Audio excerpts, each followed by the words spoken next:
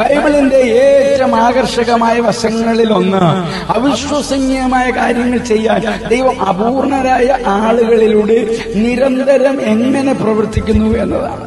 നമ്മളിൽ ഒത്തിരി കുറവുകൾ ഉള്ളതിനാലും നമുക്ക് നിരന്തരം കരുണയും പ്രചോദനവും ആവശ്യമായിരിക്കുന്നതിനാലും ദൈവവചനവുമായി വ്യക്തിപരമായി ബന്ധം സ്ഥാപിക്കുവാൻ ഇവ നമ്മെ സഹായിക്കും. യാക്കോബിന്റെ ജീവിത കഥയെക്കുറിച്ചുള്ള ബൈബിൾ പഠനം ഒരു പ്രത്യേക ഉദ്ദേശത്തോടെ ദൈവം എങ്ങനെ നമ്മെ സൃഷ്ടിച്ചുവെന്ന് മനസ്സിലാക്കാൻ സഹായിക്കും. ദൈവം നമ്മളിൽ ഓരോരുത്തരെയും ഒരു പ്രത്യേക ബ്ലൂ പ്രിന്റിൽ നിന്നാണ് രൂപകൽപ്പന ചെയ്തിരിക്കുന്നത്.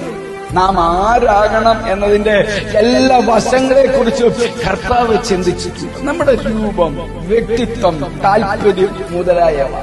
ദൈവത്തിന് നിങ്ങളുടെ ശക്തി, ബലഹീനത, നിങ്ങളുടെ അപകർഷതാബോധം, നിങ്ങളുടെ അരക്ഷിതാവസ്ഥ, നിങ്ങളുടെ അനുഭവം, നിങ്ങളുടെ ഭൂതകാലം എന്നിവ ഒരു ഉദ്ദേശത്തിനായി ഉപയോഗിക്കാൻ കഴിയും. യാക്കോബിന് ദൈവത്തെക്കുറിച്ചോ ദൈവത്തിൽ താൻ ആരാണെന്നോ അറിയില്ല.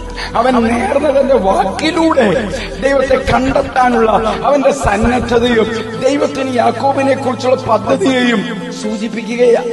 കളിമണ്ണുകൊണ്ട് ഒരു കുശവൻ ചെയ്യുന്നതുപോലെ ദൈവം നമ്മുടെയും ജീവിതം രൂപപ്പെടുത്തുമെന്ന് വ്യക്തമാക്കുന്ന ഇതാണ്. ക്രിസ്തു യേശുവിലൂടെ ഒരു നല്ല ദിവസം ആശംസിക്കുന്നു.